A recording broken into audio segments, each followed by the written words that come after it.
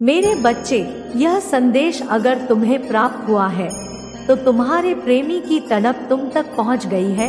इतने समय का लंबा इंतजार अब समाप्त होने वाला है। तुम्हारे इंतजार का अंत हुआ मेरे बच्चे, तुम्हारे खुश होने का समय नजदीक आ गया है। वक्त ने अपनी करवट ले ली है और उपहार स्वरूप तुम्हें तुम्हारा यह भेंट प्रदान कर दिया है।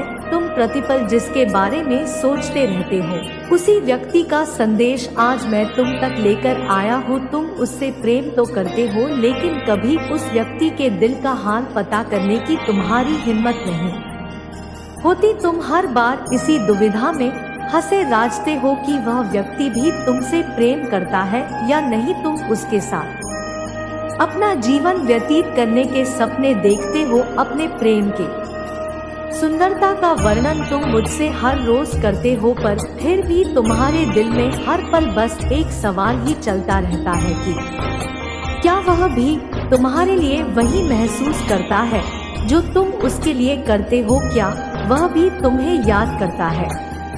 तुम्हें हर रोज जो हिचकियाँ आती है वह उसी के याद करने के द्वारा आती है। इन सभी प्रश्नों के उत्तर देने ही मैं तुम्हारे पास आया हूँ। वह तुमसे विवाह के पवित्र बंधन में बंधना चाहता है और वो इस विवाह को संभव बनाने के लिए बहुत मेहनत कर रहा है। वो दिन रात कड़ी मेहनत कर रहा है ताकि तुम्हें एक अच्छा भविष्य दे सके।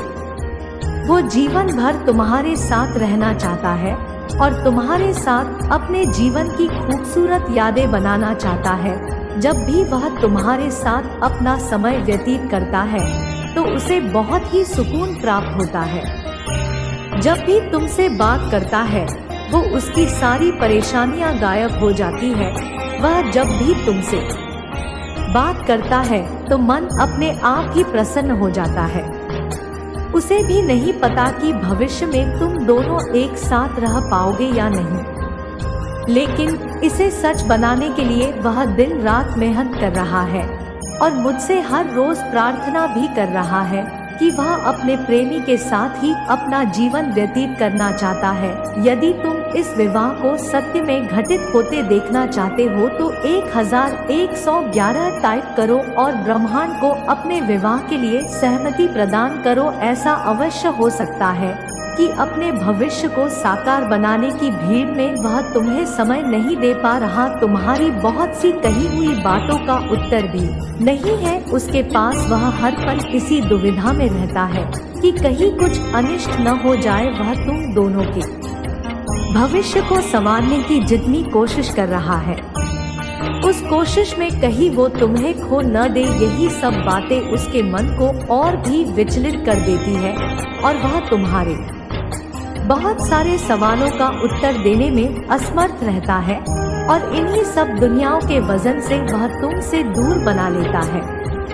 वह तुम्हारी खुशी तो चाहता है, लेकिन उसे हमेशा यह भय रहता है कि तुम्हें कोई और मिल जाए जो तुम्हारी खुशी को पूरा करने में एक बार बिना सोचे जिसकी आर्थिक स्थिति मजबूत हो। इसलिए वह चाहता है कि तुम्हें कोई और मिल जाए जो तुम्हें खुशी प्रदान कर सके। उसे गलत मत समझना, लेकिन वह तुम्हारे लिए हर संभव खुशी चाहता है जो शायद वो तुम्हें न दे पाए, और यही कारण है कि वह तुम्हारे बहुत सी बातों का उत्तर सीधा और स्पष्ट नहीं दे पाता। वह तुम्हें कोई भी झूठी उम्मीद नहीं देना चाहता और नहीं चाहता कि तुम किसी भी प्रकार से दुखी रहो। इसलिए वह जब भी मुझसे प्रार्थना करता है, केवल तुम्हारी खुशियों के लिए प्रार्थना करता है।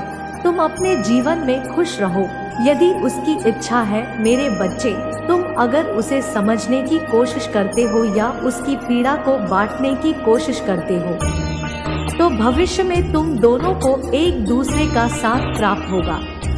तुम दोनों को मेरी कृपा दृष्टि प्राप्त होगी और तुम दोनों एक साथ अपना जीवन व्यतीत कर पाओगे। बस तुम्हें थोड़ा धैर्य और मुझ पर विश्वास रखने की आवश्यकता है। मैं तुम्हें अपना आशीर्वाद भेज रहा हूँ। तुम दोनों का कल्याण हो।